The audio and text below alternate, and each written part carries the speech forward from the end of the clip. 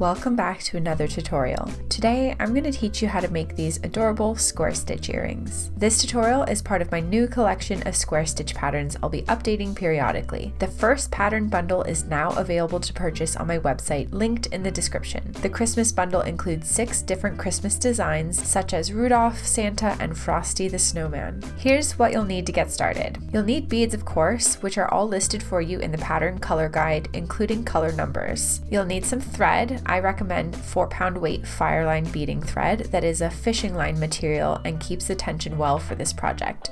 You'll also need a pair of scissors, chain nose pliers, a size 10 beading needle, 2 earring hooks, I'm using gold-plated French wires, and a different color bead to use as a stopper bead. Before we get into the tutorial, there's something I'd like to quickly share with you.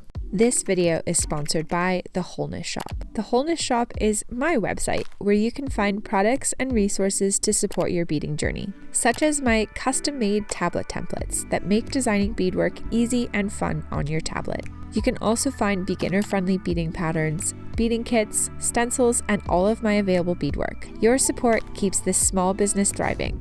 Now let's get started. Press the end of your Fireline thread with your pliers to flatten out the tip. This makes it a ton easier to thread the needle. Next, you'll create a stopper bead. Thread through the single bead and slide it down the length of your thread, leaving a 3 to 4 inch tail. Then thread back through the bead.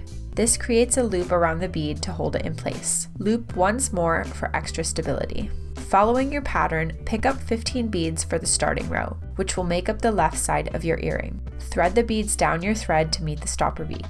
From here, turn your project so the stopper bead is on the top. Then pick up 1 bead, thread down through the last bead on your thread and pull tight. Adjust the placement of the beads to remove extra thread gaps. Then thread up through the newly added bead to complete the stitch. Repeat this process for each new bead. If you want a beginner's look at this stitch, check out the beginner's square stitch tutorial linked in the description where I use big beads to show you how it's done. Repeat for the remainder of the row. Then straighten out your work a bit. Trust the process, it looks a little bit wonky at this point. Then turn your work so the stopper bead is now on the bottom left side. From here, you'll continue adding beads as before. Following the pattern can be a little tricky, so pay close attention to which direction you're following for each new row. Once you've reached the end of your pattern, finish adding the last few beads as normal, then thread down through the previous row of beads, about 3 beads down, and pull through. Then up through the 3 beads in the row to the left, and again down through the 3 on the left, then up through 1 bead, and diagonally go up through the next 2 beads on the right. Now add 8 beads to your needle. Then skip 2 rows of beads and thread down through 3 to 4 beads. This creates the bead loop on the top of your earring. To double secure, weave through your work, up through the top, back down through the next row, and back up through the beads and through the bead loop. Now you'll make a knotless tie-off. Weave up through the neighboring bead and back down through the first bead to create a loop within the beads, exiting through the bead below. Then repeat twice more. To test your knotless tie-off, you can give the bead loop a pull and a wiggle to ensure there's no movement.